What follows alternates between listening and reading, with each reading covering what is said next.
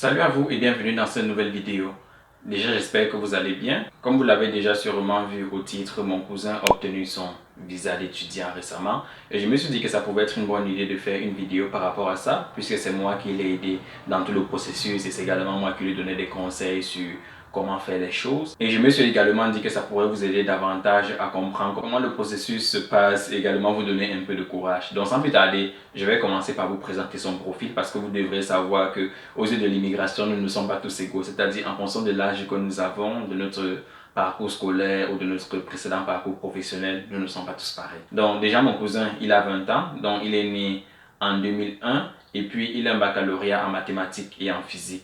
Le baccalauréat est ce qu'on connaît au Canada sous le nom de diplôme d'études secondaires. Donc l'histoire commence aux alentours de février 2020 quand mon cousin m'a approché en me faisant comprendre qu'il pensait à venir faire des études au Canada et il voulait savoir comment ça se passe. Tout d'abord, j'ai commencé par parler de finances avec lui parce que comme je vous expliquais dans la précédente vidéo, quand quelqu'un me parle du Canada, tout d'abord je commence par parler de finances. Je lui ai fait comprendre à quoi correspondaient les différents frais de scolarité. Je lui ai demandé si ses parents étaient prêts à payer ça. Après avoir discuté avec ses parents, il est revenu vers moi et il m'a dit que ça ne posait aucun problème.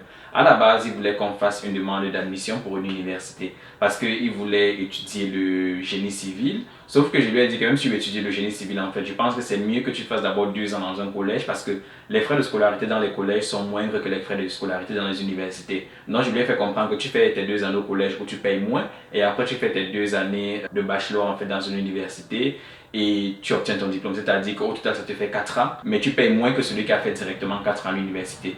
Et c'est une idée qu'il a bien évidemment séduit parce que dans la famille, c'est pas forcément parce qu'on a peut-être 20 000 $ pour payer les frais de scolarité qu'on va payer ces frais de scolarité-là à 20 000 $ alors qu'on a une option moins chère à côté. Donc il m'a fait comprendre qu'il voulait faire des études en génie civil et puis je lui ai demandé de m'envoyer dans ses différents relevés de notes du secondaire parce que je voulais voir quelles étaient ses notes à peu près pour savoir s'il pouvait être admis dans ce programme-là. Parce que j'avais déjà un peu regardé sur internet et puis j'avais vu que pour le génie civil, c'est généralement des profils en physique et des profils en mathématiques qu'on recherche. Et j'ai vu que ses notes étaient pas mal en mathématiques et en physique. Et je me suis également un peu renseigné autour de moi pour savoir un peu quel genre de notes des personnes qui étaient admises dans ces programmes-là que je connais avaient. Et je me suis dit que tout compte fait, ça peut passer.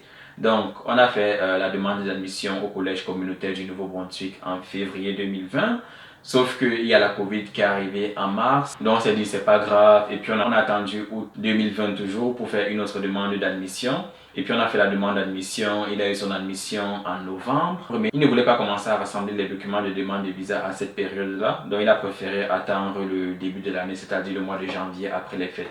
Donc, après les fêtes, on a commencé le processus. Et puis là est revenue la question financière de nouveau. C'est-à-dire, je lui ai dit, au lieu de demander à tes parents de te sponsoriser pour venir au Canada, je pense que ce serait mieux de demander en fait à notre tante qui est à Toronto de faire les choses pour toi. Parce que après être arrivé ici, j'ai bien évidemment découvert en discutant avec mes autres camarades de classe que quand ton garant est canadien ou ton garant vit au Canada, généralement, tu n'as pas besoin d'envoyer en fait les grosses sommes d'argent pour prouver que tu as les moyens nécessaires pour financer tes études. Le collège communautaire du Nouveau-Brunswick estime qu'il te faut environ 20 000 $ pour une année d'études et de vie au Canada. Si tes garants ne sont pas canadiens, tes garants ne vivent pas au Canada, tu vas devoir envoyer cette somme d'argent-là pour une année ou même pour tes 2 années d'études pour prouver à l'ambassade que tu as les moyens de financer tes études. Sinon, si tu ne le fais pas, tu vas probablement recevoir un refus de visa avec pour motif qu'ils ne sont par exemple pas sûrs que tu pourras vivre et étudier au Canada sans avoir besoin de travailler. Notre tante qui est à Toronto avec son mari n'a pas vu de souci à le sponsoriser, c'est-à-dire ils ont fait la lettre de prise en charge disant que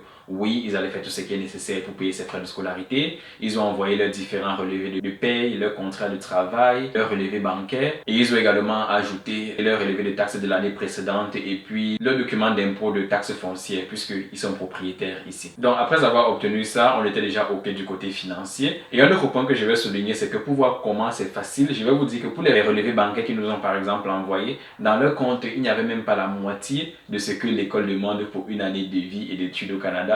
Mais il a quand même obtenu le visa grâce à ça. Donc juste pour vous dire comment les choses sont faciles et comment les choses sont plus agréables à faire quand tes garants vivent ici. Parce que quand j'ai discuté également avec certains autres de mes camarades de classe, ils m'ont fait comprendre que leurs garants n'avaient presque pas d'argent dans les comptes bancaires, mais qu'ils ont quand même obtenu le visa. Je ne sais pas pourquoi IRCC fait les choses de cette façon-là, mais je me dis peut-être qu'ils considèrent que puisque ces gens-là vivent ici, ils ont accès à des crédits, en fait, c'est-à-dire ils pourront prendre des crédits pour financer les études des personnes qui sponsorisent. Je ne sais pas si c'est exactement comme ça que IRCC voit les choses, mais c'est l'idée que je me suis fait, et c'est pour ça que je me suis dit que peut-être que c'est pour ça qu'ils donnent en fait des visas plus facilement et que la partie financière ne coince pas quand les garants vivent ici. Donc, on avait déjà les documents financiers. Maintenant, on a commencé à remplir les formulaires de demande de visa. Et un point que j'ai oublié de mentionner précédemment, c'est que il a certes eu son baccalauréat il y a de cela 2 ans. Et puis, au moment où on faisait la demande de visa, il était dans une école préparatoire pour devenir ingénieur. Mais entre l'école préparatoire et le moment où il a obtenu son baccalauréat, il a eu une année blanche. Parce qu'il faut également spécifier que sur le formulaire principal de demande de visa, on te demande ce que tu as fait durant tes 10 dernières années.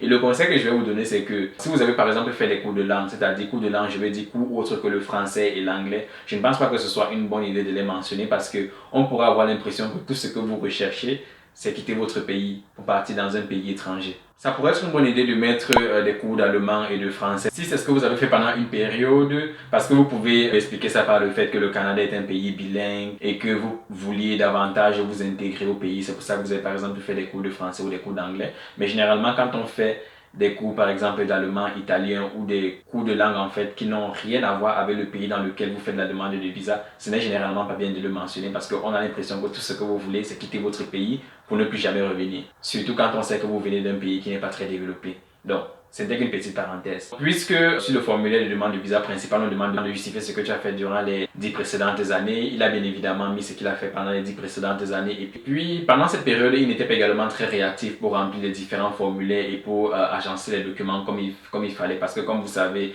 les demandes se faisaient en ligne, donc il fallait téléverser tous les documents en ligne. Ça lui a pris du mois de janvier jusqu'à environ au mois de mai pour pouvoir en fait avoir tous les documents en ordre. Et puis, ce qui s'est passé souvent, c'est que quand il remplissait les formulaires, il m'envoyait ces formulaires pour que je révise en fait pour juste être sûr qu'il avait tout rempli comme il fallait. Et puis s'il y avait des choses à modifier, je lui disais quoi modifier. Et même les documents financiers, il rangeait les documents financiers, il me les envoyait en fait pour que je révise également si tout était placé dans le bon ordre. Une fois que tout était placé dans le bon ordre, c'est-à-dire au début du mois de mai, on a téléversé tous les documents et on a payé le 2 mai. Et puis le 3 mai, il a reçu un message électronique lui demandant d'aller fournir ses données biométriques. Parce que puisque c'était sa première demande faite au Canada, ça fait qu'il n'avait jamais fourni ses données biométriques. Et vous allez également devoir le faire si vous ne l'avez pas fait durant les 10 précédentes années. Il a reçu ce message le 3 mai. Le 15 mai environ, il a fourni ses données biométriques. Et puis c'était silence radio du 15 mai jusqu'à environ le 2 juin, où il a reçu un autre message électronique lui demandant d'aller faire la visite médicale. Ce qui se passe généralement, c'est que soit vous recevez le message électronique de visite médicale ou vous recevez le message électronique de refus de visa. Donc, puisqu'il a reçu la visite médicale, l'aventure continuait. Et puis, quand vous recevez le courriel de visite médicale, généralement, ils vous donnent des instructions à suivre. Donc, ils vont vous donner une liste de médecins chez qui vous pouvez faire cette visite médicale-là. Parce que, bien évidemment, ça ne se fait pas chez n'importe quel médecin.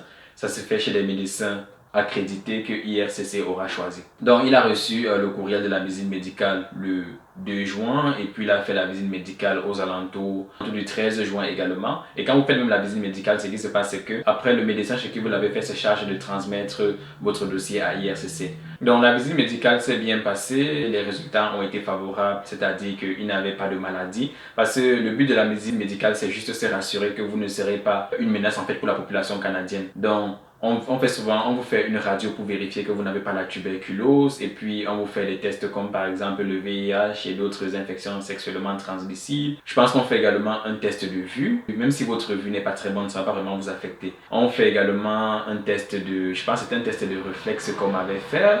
Et puis on a également regardé mes dents. Je ne sais pas ce qu'on regardait dans mes dents, mais on a quand même regardé mes dents. Et puis je leur avais également posé une question quand je faisais ma part, c'est-à-dire je leur ai demandé si par exemple vous découvrez que j'ai une infection sexuellement transmissible, qu'est-ce qui va arriver? Est-ce que j'aurai automatiquement un refus de visa? Ce qu'ils m'ont fait comprendre, c'est que si on découvre par exemple que tu as une infection sexuellement transmissible et que tu n'es pas au courant, on va juste te demander de te traiter et puis on va te demander de revenir pour faire le test. Donc, ne vous inquiétez pas trop par rapport à ça également. Après qu'il ait fait ça environ le 13 juin et que ses résultats aient été soumis Le 26 juin, il a reçu une autre mise à jour lui disant que ces données biométriques qu'il avait fait depuis le mois de mai allaient être valables pendant 10 ans. Et puis après le 26 juin, ça a été silence radio encore jusqu'au 26 juillet où ils lui ont demandé d'envoyer son passeport. Donc comme ils lui ont demandé d'envoyer son passeport, on savait déjà que là, c'était déjà sûr à 100% en fait qu'il avait son visa. Donc il est parti au centre de réception des demandes de visa où il est parti déposer son passeport et puis ils ont expédié son passeport pour lui. Et puis, le temps que le passeport parte et que le passeport revienne avec le visa, ça a pris environ 2 semaines. Et puis, pendant le processus de 4 août, il a reçu la lettre de correspondance définitive que tu présentes souvent ici à l'aéroport quand tu arrives, qui dit en fait que tu dois entrer au Canada avant une certaine date. Et puis, la date là, c'est généralement la date d'expiration du visa qu'on t'a donné. C'est-à-dire que si tu viens par exemple pour un programme d'études de 2 ans, comme c'était son cas, généralement, ils vont te donner un visa de 2 ans, de 2 ans automatiquement. Et puis, la date à laquelle tu devras entrer au Canada, au maximum, c'est la date d'expiration de ton visa. Donc, c'est juste comme ça que les choses se sont passées. Je ne suis pas passé par l'aspect technique des choses, mais j'espère que la vidéo vous aura quand même semblé utile. Et puis, si vous avez des questions, vous pouvez me les poser en commentaire comme d'habitude. Vous pouvez également partager la vidéo à tous ceux que vous pensez que ça pourrait aider. Et n'oubliez pas de la liker et de vous abonner si ce n'est pas encore fait. Et on se retrouve très bientôt pour une nouvelle vidéo. Ciao!